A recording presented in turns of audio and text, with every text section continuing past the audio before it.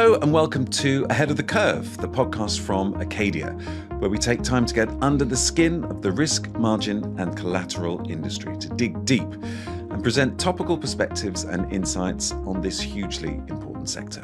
In this edition of Ahead of the Curve, we're back on camera and welcoming back into the studio Acadia's CEO, Chris Walsh. So, Chris, it's great to see you again. John, it's great to see you too. I'm excited to be here. Well, it's always a pleasure to have you in the studio, and we've got some really interesting ground to cover in this podcast. So pleased that you could join us for this conversation. Now, since the first episode of Ahead of the Curve, we've been on a journey. We've followed the 6 phases of implementation of uncleared margin rules, culminating in phase 6 that was in September just last year. The introduction of uncleared margin rules has provided the over-the-counter derivatives industry with an essential level of structure and guidance. But although we've reached phase 6, the story's not over. A process of mainstreaming UMR rules is now underway. Market participants have made it clear that they require a more holistic approach towards risk, margin, and collateral management. And this fundamental shift in the industry has brought about the need for something new, and it's called optimal margin management. So what does optimal margin management, or OMM, what does it mean for all of us? Chris, you're with me in the studio to discuss this. So let's start at the basics, start from the top. Why is OMM, optimal margin management, why is it so important? Well, first, I have to tell you, John, about how we came up with the name. Yes, no, give me that. Right? We went through everything we could think of. The name is really came together between ourselves and Quaternion Management as part of Acadia, talking about where clients are heading right now. And they're heading towards, there's a lot of different optimization processes going on in the market. Sometimes it's optimizing collateral to reduce funding costs. Other times we're looking at optimizing portfolio to reduce IM exposure or optimizing process. And we took a look at that and we thought a little bit about what's going on in our business and with our clients. And we felt that the idea of bringing these together around the client's core margin process would ultimately be the best outcome for our clients. And we put together a framework around that we've been most recently discussing with a number of clients, and it's really resonating well.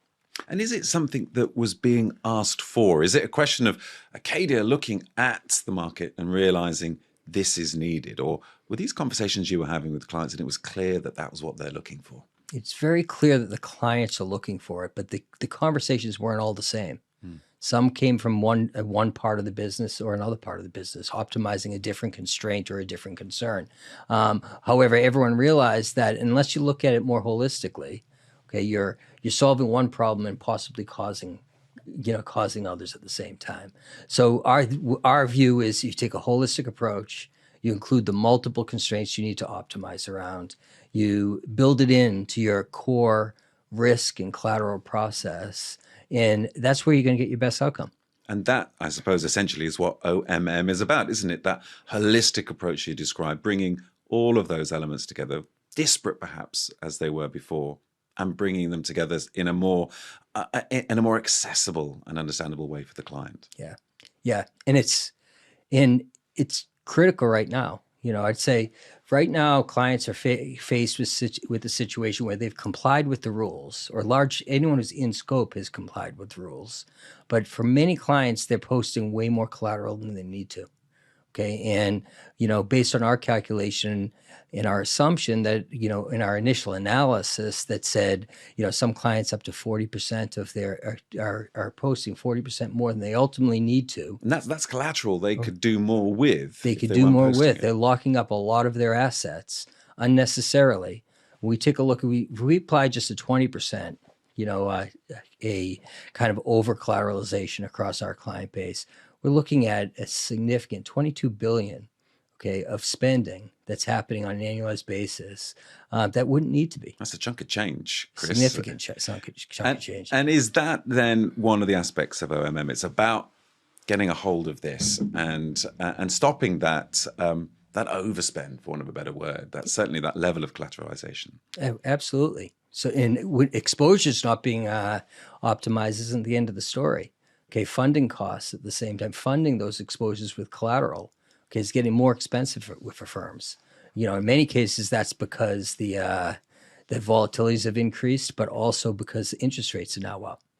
But our analysis shows some clients are increasing their funding costs by 150%, okay, just over the past year. I guess another factor that comes into play here is that UMR is no longer simply a project that participants have to navigate. It's I guess it's more business, and you've used this phrase yourself before, Chris. It's the new business as usual. It is, and many people have started mentioning Phase 7. Okay, now there is no Phase 7. Should we be bracing for a Phase 7, Chris? Is this on the horizon? I think Phase 7 is being referred to enough right now that it kind of exists. But Phase 7 really is a realization that when Phase 6 is done, there's an ongoing body of work. And I think one of the challenges clients have is they've approached this as a project. Most everyone has formed project teams, developed those teams, and disband those teams at once Phase 6 was completed. But there's a lot of ongoing responsibility every firm has to stay in compliance. And if they don't, they run the risk of falling out of compliance and not being able to trade in a given agreement or with a given client. That includes monitoring thresholds for all of your clients, not just those in scope, to see who is and isn't in scope. Annual ANA calculations have to be performed. SIM recalibrations have to be performed. And trading as a whole needs to become more sensitive to the impacts of margin and use tools like pre-trade analytics so that they can best direct trades in a way that's going to really allow the clients to optimize their assets. Let's just go into this in even more detail. Take me through the process when it comes to the framework of optimizing, validating, and enabling. What should participants expect? Well, I think step one is measuring where they're at. Okay, and I really look at that through the lens of optimizing. Understand how much am I overexposing? How much am I over collateralizing today? And why? Okay, is there an opportunity? Analyzing that with other constraints like SACR and other capital requirements that a firm might have, and understanding how that can be best dealt with through on a trade by trade basis through pre-trade analytics, or looking at different options for doing optimization runs, different ones that are available through Acadia and through the industry right now. But that whole area of optimizing is a place that firms should be looking when they're looking, particularly when they start looking at how do they reduce their exposures and the potential overspend there. Okay, it's second area that you'd be looking at is validating. Okay, and that validation, for some firms, they're going to be forced to validate. Their models are going to be required to be validated. They're going to have back testing requirements. Okay, other firms that may not fall into the scope to need that still need to take a look at their, ongoing validation of their monitoring. Where they stand against thresholds, where they stand in terms of the ANA calculations, how the recalibration of SIM is likely to impact them year on year, looking at maybe some volatility spikes that happen in the current year. But there's a whole area of managing and validating, how you're operating within UMR. That's that second piece there. Okay, the enabling, when we look at enabling, we really look at a lot of enabling comes through as data. Okay, do I have a good representation of trades? Do I have a good representation of my agreements? Is it in sync with my counterparties? How do I bring those in sync, and how do I improve the data that all these processes are working on? And then last, we take a look at that the integration. Okay, have I implemented IM in a way that it's separate from VM, and is it inefficient as a result of that? Okay, are there opportunities for me to better connect? Are there opportunities for me to better handle my settlement communication? Am I still sending faxes around some of these exchanges? As simple as that.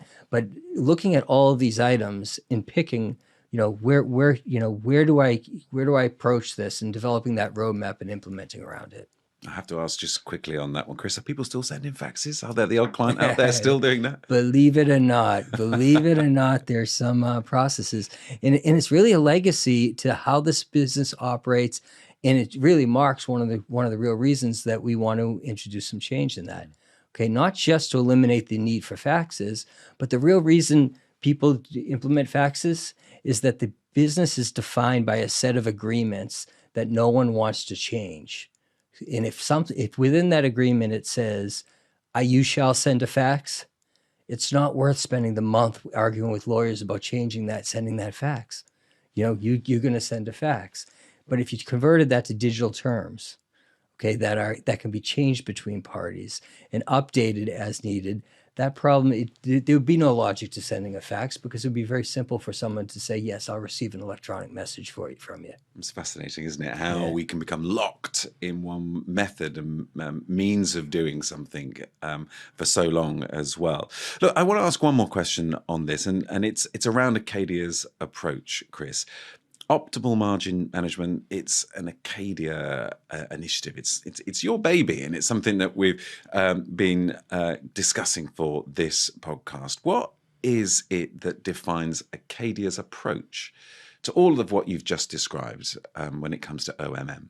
Yeah. I think OMM for Acadia represents the coming together of quantitative analytics with operational workflow.